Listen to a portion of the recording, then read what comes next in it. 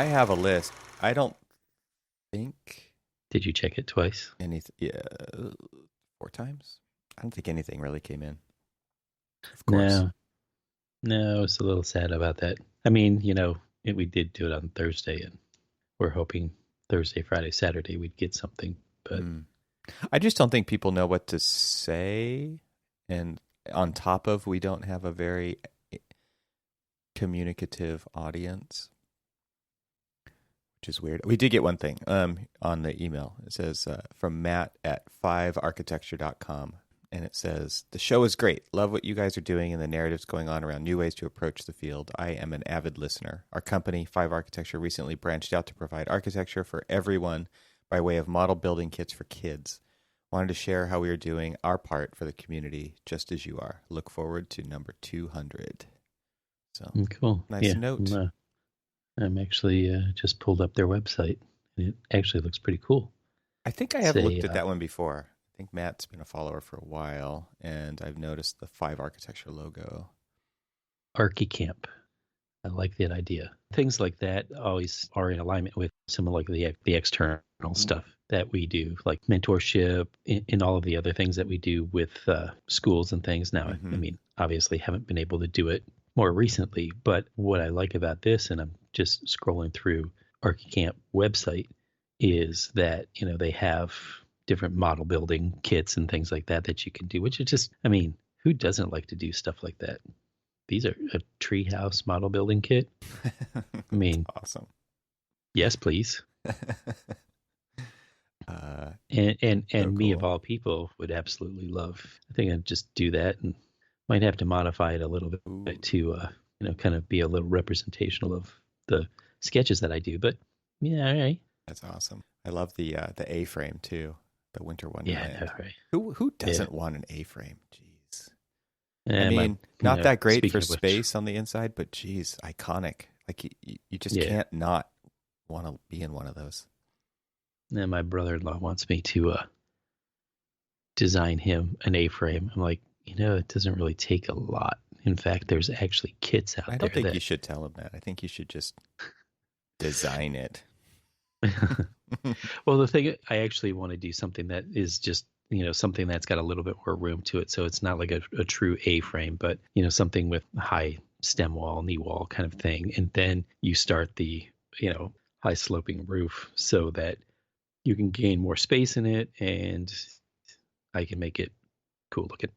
Yeah. I mean, not that, I always like it when I see something like jutting out the side of the A-frame. Like there's so much opportunity to break the boundary and do something really cool. And not I'm not talking like a dormer, right? I'm talking like a sky bridge. I'm talking like do something that lets you break that envelope that is just really compelling. There's so much cool things you could do there.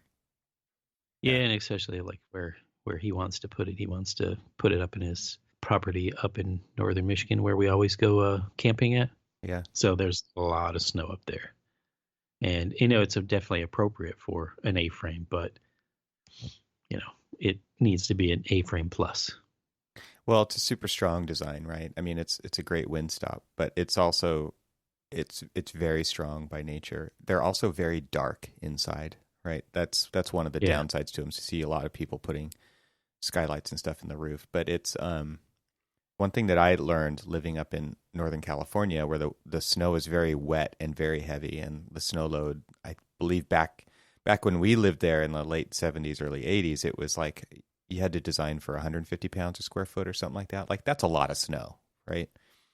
And we've had several winters up there because my parents have owned the house since then, all the way until now. My brother lives in it now. We've had winters where the snow was 35 feet standing, which is a lot more snow than that, right? Because it all compacts down, right? You'll get 3 feet of snow, and in the next week it'll be down to a foot, right? Because it does compress. And so when you have 35 feet of standing snow at the end of the winter and you can't see any of the houses, that's a lot of snow, and that's a very wet year. And so what I found was interesting was like, yeah, there's lots of A-frames. And this doesn't really apply to those years when you have tons and tons of snow and all the houses are just buried and there's just slots for streets that have been carved by the the tractors. It's Hmm. but when there's not that much snow, snow has insulating properties, and so you don't want a super steep roof because you want to keep that snow on there so that you're not going to burn as much firewood throughout the season. So that's why the houses also should be designed to carry the snow to keep it and not let it just fall right off, because it actually insulates the house better in the winter when you keep it on top. So it's kind of I had never heard, when I heard that, I was like, really? That doesn't, but Sounds a little counterintuitive, but then it you does. think, wait, they make igloos out of Mm-hmm. ice. Yep. So yeah. Pretty cool. But it's fun to go around and look at like A-frames and modified A-frames. So I always called like the modified A-frames with like the little gable on top, where like the A-frames cut short and then they notch it in and put like a little hat on the top. And I always thought those looked like Yeah, yeah. Darth Vader helmets, or I always called those Darth Vader houses. Those are all over the place, and that's how you can kind of tell the vintage. Like, it's actually harder to tell the vintage of an A-frame than it is like a Darth Vader house. Darth Vader house is a total 70s design. Darth Vader house. I'm pretty sure that's not the technical term.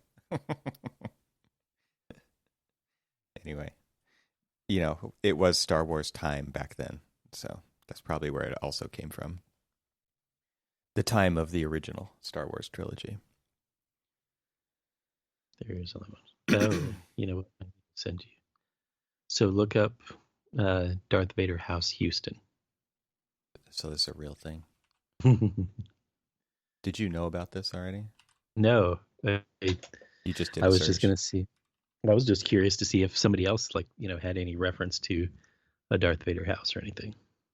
They just do images here. Yeah. Oh, yeah. Dude. It's like you walk in through his classes or something. Exactly. That's just crazy. Evil buildings. This is like kind of John Lautnerish. Wow, that's probably not good for John's image if I say that, but it's pretty funny because he did a lot of evil layers, right? Like he did a lot of villains' houses that were used in the James Bond movies. They were just kind of associated with that because they were so cool, and that's definitely the type of place that a eccentric, evil, maniacal person who wants to take over the world would live. He'd definitely live in a Lautner house. This is kind of a glorified mansard with a lot of black. Yeah, it's a weirdly heavy roof. Mm-hmm. Makes you wonder, like, what's on the other side of that. I don't know if there's any images, like, because I wonder if there's just like this glorious courtyard or something. It's like there's this kind of outer wall that shuts you down, but on the inside it opens up like a geode or something. Who knows? I don't see any pictures on the inside. I was going to say somebody's got to have something about, like... Unfortunately, when you search for Darth Vader house, you get a lot of, like, toys. Yeah. Yeah. Well, anyway, that was a nice diversion. That is not the kind of cabin I'm talking about. There is a lot of good architecture in Texas. There is. Not that this is really an example of that, but... I was going to say, except for this, yeah. There is some really good Texas architecture. This is more of a compound. So, one of my favorite firms is there. Yeah? Who's that? Really big fan of... I know who you're going to say. Who? You're going to say Lake Flato. Of course I am. And you thought I was going to say Bob Borson. And we laugh. He's aight. Yeah, so here we are, man. We made it. Podcasting milestone. 200. Yeah, so I was inspired by all the twos to make the graphic. Yeah, I like that graphic, actually. And then I was just like, oh, so we got, 2 architects for 20 minutes celebrating their 200th show in 2020. And 2020 is the dumpster fire. Yeah. Yeah, sometimes the show is too. I did. This is the dumpster fire episode. That's perfect. There you go. Perfect. Oh man. Yeah, so listeners, if you're wondering what the image is we're talking about, this is an audio podcast. You're going to have to go to the show notes and check it out. We'll put it in there. I didn't put the 20 minutes part in there. That's a good pull. I didn't even think about that. I mean, I would say that's Well, see, the thing hit or about it miss, was but- as you were building it, 2 architects, Mhm. 200th episode. I was just like, I did we forget should the, just the like whole 10 squeeze in the. section. Yeah, we should. Yeah, exactly. And this is a great example of why you should charrette your ideas before committing them. Yeah, because other people make them even better. I remember I was on an interview when I was moving to the DC area. I was showing this project that I did, and I won the Tampa Bay AIA's like highest award for design. And I was very proud of the project. And the guy interviewing me, he was just like, "So did you do this all by yourself, or did you like present it to anybody and like have them like offer up opinions?" I'm like, "What do you mean?" He's like, "Well, I would have done this or this or this," and he starts like critiquing the damn thing. And I'm like, thanks. Yeah, Appreciate exactly. the opinions. Opinions are free. Yeah, exactly. It's like, oh, thank you. There was only one thing that he said that I was just like, oh, yeah, I think that might have actually, been, better. But otherwise, I was just like, thank you. Appreciate that. Yeah, Appreciate your opinion. that's all you need to say. You don't actually want it to go any farther than that. Exactly.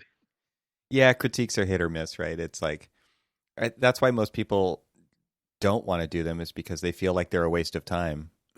But there are also really good things that come out of it that can directly benefit or make you think about things differently, the project. But there's also a lot of rabbit holes, and there's just a lot of conjecture. People don't know enough about the project. Anyway, we've done episodes on critique before. Oh yeah. So, shh, hush, stop. Just stop. Jeez. Yeah. So anyway, we did try to do some new things this year. I think this year was a little different, and I guess one of the reasons it's nice to do kind of a show like this is so that we've done the years in review before, and I guess that's kind of what this is, but it's not the same. We're not looking at like how many episodes, what are the ones, what got the best comments. I mean, if we've learned anything, it's that people don't comment on our show, right? Right. So thanks for listening anyway. We do like hearing from our listeners, and we did get a really nice email for this episode from 5 Architecture. But I would also say that, like, we've changed things up, and the world is a different place, right? So changing the format was kind of a experiment that I think is working. I mean, we would love to hear if other people like that or not, but I think it's working for us. So I think that's kind of what we thought would happen also when we started this. I will definitely say that it makes editing easier, and it makes editing quicker. Mm-hmm. And it gives me the opportunity when I'm editing to actually go through and listen to it a couple of times, because it is a short episode. And, if I'm listening to cutting down 2 hours to an hour, that was always kind of like a tough pull, especially to kind of like re-listen to it, or when we would run really long and things like that. And then this experiment to try to keep it around 20 minutes, be very succinct about it, and just, talk about whatever it is that we talk about. It actually is. I liked it. I like it a lot. Yeah, and I think, one of the constraints that we obviously noticed, because we're living it just like you are, is that people don't commute as much. And Cormac, I think you had an hour commute each way, and yeah, lots of people. I mean, that's basically like the definition of a commute nowadays, is like 45 minutes to an hour, right? And because people weren't commuting, we felt like we needed to transform the podcast into the length of a dog walk or doing the dishes rather than a commute. And I think we've been pretty successful at that. We're not trying to hit an exact timestamp every time, but keep it around 20 minutes. And it's been pretty good. We're actually doing that. And I think it helps us be a little more concise, and it helps us not have to feel like we need to fill a certain time amount either. So that's good. And I think, by changing the format, it also gave us options to try other things as well. Like we did the live stream for the gifts we did 2 live streams. One of them wasn't really live, but we used the live stream tech to do it. So the first live stream was the happy hour with Life of an Architect podcast hosts, which was really fun. Right. And then we did our gifts for architects on video as well as audio. And I think we actually did get some good feedback on that one. People were like, great idea actually showing the stuff that you're talking about, because that has always been one of the things, like a break. You can't really break the fourth wall in an effective way through audio and just like reach out and show somebody what you're talking about, because we're so visual. I'm so visual, I should say. Imagine, if you will, this gift I'm holding in my hand, but you can only hear me describe it. Yeah, exactly. I mean, that was literally what, the previous shows were. It was just us kind of talking through some things. And we would say, okay, here, check out this link. And then we're like, okay, Corbett just sent me a link on a bomb shelter. Yeah. And people can obviously picture bomb shelters, but, I think But your bomb shelter is going to look different than my bomb shelter. Okay. Exactly. So, and so I always thought that, I thought that honestly, this was a really good one. Now, kind of wish that I had my camera hooked up and all ready to go, but whatever. Next time, you got to show progression. You can't just start at the top. Yeah, exactly. Yeah, I remember like when we started the early podcasting, I think you were just using a set of iPhone headphones. Oh my God, it was so bad. Well, now you sound amazing now. So it was. I mean, and everybody's like, "Oh, I'm going to go back and listen to all of them." I'm like, "Yeah, no, you don't really have to. You probably shouldn't. In fact, I'm kind of encouraging that you don't." That's a lot. Or you can always tell an episode that that was whether it was like a Skype update or something like that, because somebody after the Skype update ran, it would reset people's audio, and you could always like tell that they were thinking that they were talking through their normal microphone, and they're actually talking through, like, say, the computer microphone or something like that. Right. Sounding really tinny, and it was just so like, and then it's a little too late because you can't go back and record things that are basically set off off the cuff. So that's obvious. There's no redos here. No. You would just record a different thing. Yeah, which is funny because I have listened to other podcasts.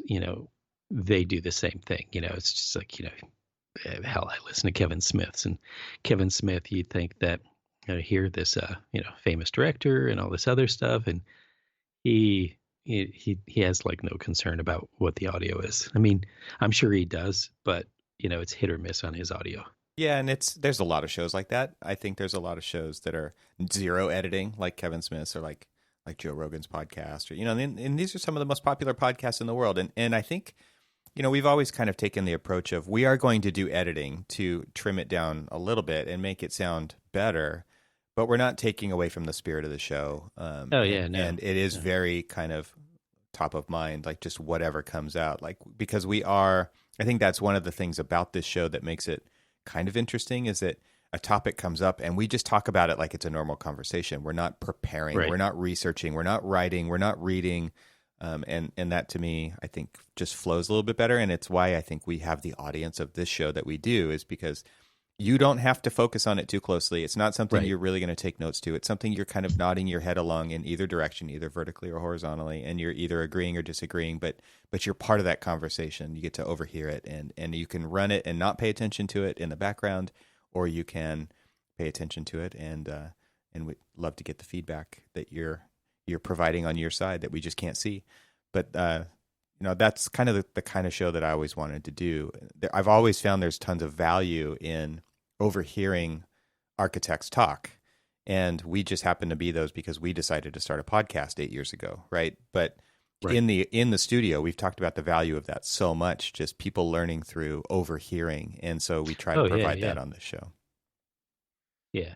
I'd mentioned to some people when I was doing their performance reviews this past week that one of the things that I worry about is the kind of that osmosis, that just learning from overhearing, or just kind of happenstancely walking by and saying, oh, I just overheard you say something and that reminds me, in those kind of conversations. And That's always been what this show has kind of been about. And to be quite honest with you, now that we've gone to a 20-minute format, it actually does make it a lot easier to not have to really do much editing at all. I mean, it is always still, kind of like a natural flow. I may cut out my cat walking, like meowing in the background, or walking on the keyboard, which he has done a few times. But other than that, it's kind of a coffee break. Yeah, exactly.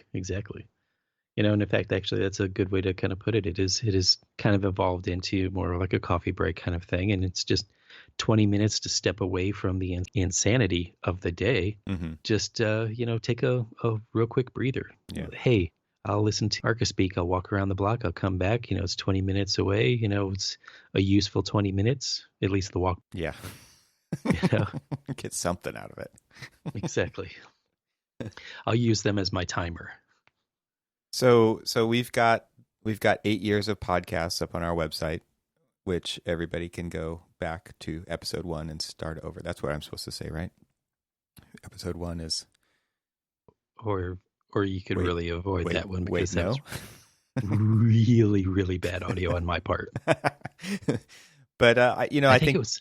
Go ahead. I was going to say, I think it was like almost like 10 episodes in where yeah, totally. And it was just like, all right, enough out of this. You've got to get a better damn mic. Yeah, I think, and there were some pre-record, unreleased episodes too, right? So we were just kind of like bad. Figuring things out back then. That's how you'd start something, though, right? Like, it doesn't have to be perfect. I think, to me, those were like the trace paper layers of this podcast. Right. That wasn't cheesy, right? Yeah, it had a little bit of smattering of cheddar. A little cheddar. So we've got this website. We've got show notes. Like, one of the things that I think is great about this podcast in particular is because, okay, and so where this is coming from is somebody asked you on using the Ask Arcaspeak hashtag, you guys don't have an Instagram? Seriously? Right? And I'm enunciating that maybe differently than they would have said it. But it's like, seriously? You don't have probably. And this is an audio podcast, number one. Could we have an Instagram? It was funny because when you mentioned that, I was like, well, what would we put on it? Like, I would want to make it like an Arc Humor Instagram. Right, and they're already Arc Humor's already doing that, but I would want to troll other architects with it. I think that would be pretty funny. Because what would we do? Put up our title, our logo every time we have a new episode, or we don't have guests very much, so we can't put up their pictures. Right. So, yeah, I'm not quite sure what an Instagram account would be for us, other than just another way to reach out on social media. Maybe we are missing something and we're totally blind. So tell us. Is this something that we should seriously consider? Because it is one more thing to do that I don't have time for. I'll say that. True, exactly. And there's a lot that goes into this little production. And there is. I mean, we've got like pro gear. We do editing. We've got really good sound quality. We've got a website with show notes for every episode. We're on a network now. That was a new change for 2020 that, we're hoping is going to become the one-stop shop for all things podcasting for architecture, because there's lots of great types of architectural podcasts on there, and you can get lots of different points of view and information. And so, yeah, there's a mailing list, and there's a lot of stuff going on the back end that I think makes this different than a lot of shows that just put up an audio file on SoundCloud and that's it. Right. So there's lots of ways to do a podcast. I think we're doing it in a very kind of complete and comprehensive way that we kind of painstakingly go through every episode and add links to all the things so that, those are things that you can learn more about if you're interested later, and by just going to our show notes. And anyway, there's a lot there. And so adding another thing to that list is a pretty tall order at this point.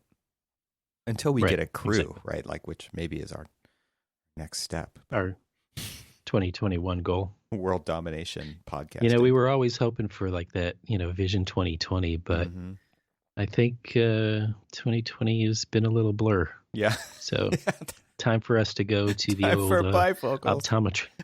Exactly. Time to go to the optometrist, get an eye check, and see what the hell's wrong with our vision because we certainly aren't 2020 anymore. Nobody is, man. At least we're No. not in this alone. Oh, God. Yeah. So what do you, okay, so kind of reminiscing on 8 years of podcasting. Do you remember the first podcast you ever listened to? Like, podcasting was pretty new in 2012. I remember Mark LePage started his at about the same time. Right. We were all, I think, recording initial episodes at the end of 2012. I think we started in like October or November, but we didn't release any of those. I don't think we released anything until like February of 2013, actually. But there was a lot kind of going into building up what was going to become the podcast at the end of 2012. And I was trying to think back, like, just what, if anything, did I listen to back then? And I'm sure the one thing that I could think of, I'm sure most people who listen to us don't listen to, but I wanted to see if you can remember. You know, it's funny that, since starting the podcast, I listen to a lot more podcasts. Yeah, me too. And I don't really recall like who or what I was listening to before then. I mean, maybe, I had friends in some of the offices that I've worked in who listened to the early podcasts and listen to things like the Nerdist and stuff like that. Mm-hmm. And those are some of the ones that I can recall, like, or the earlier podcasts that I ever subscribed to. But, and I liked those because they were more conversational rather than, here, let me pull out my notebook and start taking notes on things. And I had always worried when we were starting ours that I was like, oh crap, are we going to be like too clinical? Is this going to be this stuffy kind of highbrow architecture thing that we're going to do? Because as we've learned over the course of 8 years, I am not highbrow.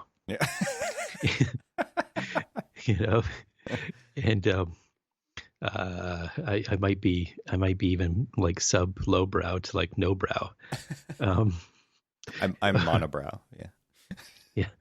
And and so I'm not quite sure who I actually listened to back then. It was this evolution of, it's like, oh, okay, podcasts are, commentaries. It's almost like the commentary track to, like, say, an audiobook or a movie or something like that. Yeah. And that was sort of what, we were living the movie. We were living the, the day-to-day life of architecture. And so, this seemed to be like a commentary track for it. Yeah. I like that description. It's a good one.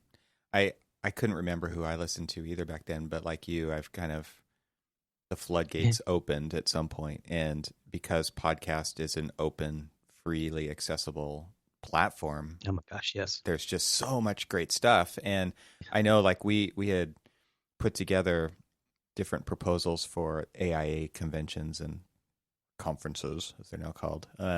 Yeah. To teach architects how to make their own podcasts that never got accepted. I think we tried several times. Yeah. And I put a ton of work into those things, and nobody understood it. Right. So, but now we are seeing architectural podcasts really taking off. Like, there's a bunch of great stuff out there, and we've always encouraged that. Like, we're never trying to be exclusive about this at all. So it's been fantastic to see additional voices added to our community. And we've always hoped that more and more would come, because we do need to get more and more voices of the profession out there, even if it's just listened to by the architectural community. That wealth of knowledge, that information sharing has always been something that our we profession were has lacked. Yeah. Very much lacked, and we've always been hoping for that. And now even more so with, the way that things have been isolation, kind of like isolation, and just, this awakening of the problems that we have in the profession, and getting more and more voices out there so that more and more voices, unique voices, can be heard, are just, it's an absolute necessity.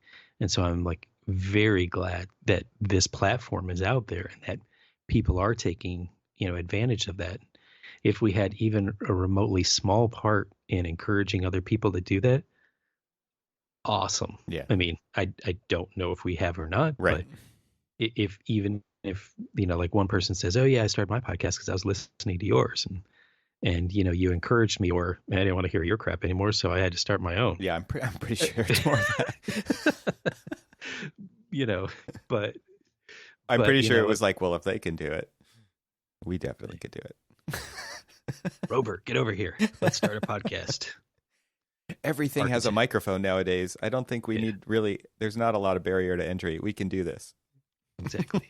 Architect and dog coming to you live. Well, and that's the other cool thing about podcasts, right? Is that they don't have to be highly produced. They don't have to have great sound quality. They literally can be somebody recording in their car as they commute. They can literally be somebody recording on a headset with their AirPods as they walk the dog. Like there are podcasts totally like that. They can be 2 minutes long. They can be 2 hours long. There's no rules around that. And that's another thing that I really appreciate about it is that you can make something that scratches your itch, and other people do find these things, right? And that's, to me, what's so interesting is that we have a really good listener base who's probably been with us for a pretty long time. And, even through the changes that we've experienced and through the changes that we've all experienced, and I think a lot of times it is just a little bit of comfort to kind of hear other people express their reality because it matches yours and it makes you feel like you're not alone, right? So right. That is also, I think, part of that something that our profession needed, right? Because we do feel kind of separate a lot across the world, but also just across our country, and even just you and I being across the continent from each other, right? Is a lesson in like connectivity that we've been doing for quite a long time. Yeah, and what's been cool is like there's been many opportunities for us to get together and that have grown out of doing this, whether it's going to conferences or whatever, and I think that's pretty much been the extent of it, right? It's like either speaking opportunities at conferences or just going to AIA conventions and stuff like that we have had the opportunity to get together. But I mean, if for nothing else, this is just a great excuse to have conversations with friends and just record them and put them out there and build networks and like again increase the kind of like experience web out there. I mean, think about this, how people like us and Mark and other people, Mark LePage, have been able to expand this kind of like network of people to start to become something that's more like informational sharing, or just just a good conversation amongst professionals to again just to feel a sense of community. I mean, because not everybody works in a large office, and now everybody, most everybody is working from their own home office, and so to connect with the community as the larger community out there, even if it's just for 20 minutes a day, listening to us babble on about our experiences in architecture, it helps. Yeah, absolutely. I mean, and I think, now that we are part of this larger podcast network with what Mark and Demetrius are doing with Entree Architect and Spaces podcast, and there's Practice Disrupted, and there's the Build Your Brand podcast with Jeff Eccles. There's a bunch of great content. And like, if I do have one wish, is that everybody who's listening to this would head over to Gable Media, without the E at the end of Gable, GABLMEDIA.com, and just subscribe to those other shows and listen to the variation of perspectives on practice. And everybody's kind of coming at this from their angle, a different angle. And I would love it if you would just give everybody a try over the holiday season, because you're not going to be hearing from us for the rest of the year, which is another little announcement here is that this is our last episode of the year, so that we can take time to recharge and come up with fresh ideas and take a little bit of a podcasting break. We do want to take breaks at the end of the year and in the middle of the year, so that we can have some time away and just spend time with our families and do some real recharging. So, but listen to other stuff while you're not listening to us. Got to use that PTO up somehow. Yeah. I kind of don't think you're going to be actually taking much time off, Cormac, even though you will be taking time off from the show. Yeah. Oh. Yeah.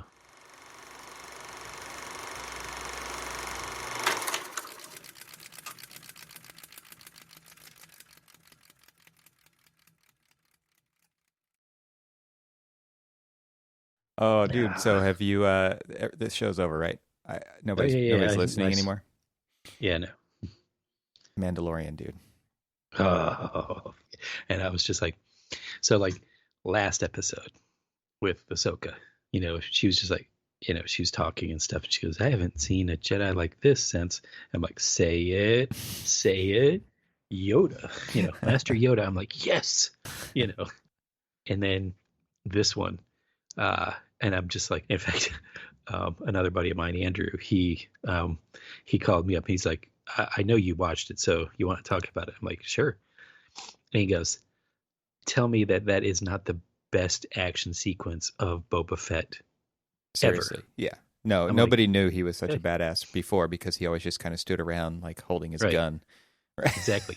He looked intimidating, but he was never really Well, intimidating. and part of it was like Robert Rodriguez, right? Like he Oh, directed I them, know, I and know. so I was that's just, where, when the credits rolled and I saw his name, I'm like, yeah, ah, gotcha, yeah, beautiful. totally, and like just the camera angles and like he brought his thing to Star Wars, which is so cool that And they're doing that at all. It's so cool. yeah.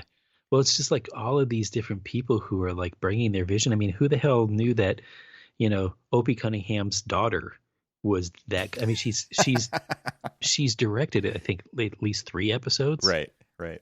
and and she's good. I mean, Hmm. and those episodes were good. And it's just like, some have like feeling and emotion, and they're wanting to tell this, story of connection, and then others are pure, like pure action. And then like, so listening to the one of the Kevin Smith's podcast, Uh-huh. Fat Man on Batman, or Fat Man Beyond is what it's called now. They were talking about it, and they were just like, they were giving kudos to Jon Favreau, because they were saying that how hard must it have been for Jon Favreau, or they call him Favs, to let somebody else direct basically the telling of the story of Baby Yoda, and Baby Yoda is his creation. Like Yeah, right. that was somebody that he wrote into this brought to the table. And so, and they were just like, how hard must that have been? He's like, and then they were like, well, no, because he's wanting to see the greater picture, the greater like story. And then, so like the last one I was pretty excited about, because, basically it's telling the story that the Empire is not really dead. Then you've got Thrawn, which I don't know if you know Thrawn. No. He's like this kind of blue guy. He picks up the mantle of, I mean, he was in the cartoons, and then they obviously played no service to him in the original movies. Right. And then he's got like a bunch of books and stuff about him, like several different trilogies. And now that like to pull him in after that means that, I was excited about that. And then, with them like in this particular episode taking like Baby Yoda, and now they've got to like engage into that whole world of like, well, we thought the Empire was gone and they're not gone. And Hmm. now, you're going to get to see like, whatchamacallit, the, why am I forgetting it? Oh, Gideon, Grand Moff Moff. Yeah. Gideon's, his, like he's carrying around the dark saber, and the dark saber was the only non-Jedi lightsaber ever created, but it was created for and by the the first Mandalore. Oh, And wow. so So it's there's that it connection. yeah, so it and so like 2 episodes prior to that, when you had like the other Mandalorians, well, those are straight out of the cartoons, and then now the Yeah. new canon. Yeah. And so she's always looking for like the dark saber, because whoever wields the dark saber is the true and rightful heir up to the to the Mandalorian, like Whoa. high throne, whatever. And she's like a direct descendant of that particular like person. So she feels like she's got the rights to the throne, kind of thing. And so there's like all of these like weaving and all of this other like really kind of like cool nerdy stuff, and you're just like, oh my god, it's all going to happen. And they Yeah. could literally like, now they could do an offshoot of another series that is like following like Thrawn and following the Mandalorian, like the other Mandalorians and stuff, and like do live actions of like Star Wars Rebels, Yep. and Yep. like that. You're just like, dude, this is like, I'm getting to see like the Star Wars that I wanted to see back. Exactly. I didn't know that I didn't know I wanted it back then because it was all new. Yeah. And now I'm actually getting to see the Star Wars that I really truly wanted to see. Yeah. Yeah. It's And incredible. it's just like, oh shit, this is great. Absolutely. I mean, yes, I will admit that I'm okay with waiting a week, but the only thing that I'm not cool about is me only getting 8 to 10 episodes when I want it literally to go all the time, every Friday, all year long. Right. Just give me it all. I don't want to stop and wait. Yeah. And if you're going to stop, talking about Mando, particularly his story, okay, then cut scene to Ahsoka or cut scene to the other Mandalorians, which I never really knew her name. It's Bo-Katan. Mm-hmm. Cut to Bo-Katan and what she's doing and all of these other things, but do it live action and do it in the quality that they're making them with the directors that they're using. And the art direction Doug Chiang's God. involved in all this, right? And it's just I love watching the storyboards at the end, like the art that they use as the closing credits for every episode, and it's just so cool. Oh man, it's so good. Oh yeah. The design of the vehicles, of the jet, that little, it wasn't really a Jedi temple, I don't think, but I don't know what it was at the last episode, maybe it was, but where it was just Jedi so Stonehenge, very very Stonehengey, but still just architecturally cool, made out of rocks from Joshua Tree. It was so awesome. Yeah, exactly. Yeah, it was fantastic. It was just simple little things. Just I loved it. Magdalena wants she does want a series of the Old Republic. Go back a few. Yeah. Let's go back a few centuries and let's look at why things ended up the way they did, and let's talk about the big war between the Jedi and the Sith and things like that. You never know, it might actually happen. There's some theory she's about listened to way too many books about who smuggled Baby Yoda out of the training grounds. Oh yeah. And it's one of the theories is that maybe it was Palpatine himself, right? Interesting stuff. Which because they're looking because they called him the donor, and I'm wondering if they people know that Palpatine's still alive, and they're looking for somebody to basically kind of bring get him back that to power. Jedi life force, because we see in the last movie, the Rise of Skywalker, where he basically fed off of their their force powers to kind of come back to life, right, and kind of regenerate himself, and so I think that in my own personal kind of connection between the two of these is I think that that's what they pulled him out, because they didn't really know this is fresh, young, kind of raw force talent, or life force, and it's just let's go after that one, because we know that these Yoda creatures are rich with the force, and that will definitely be able to bring Palpatine back. Kind of have a feeling that might be, or it's just my own opinion, but yeah, I have a theory of my own prediction here. I don't know if anybody's actually doing this or not, but I'm going to just say it now. Is Baby Yoda Furby?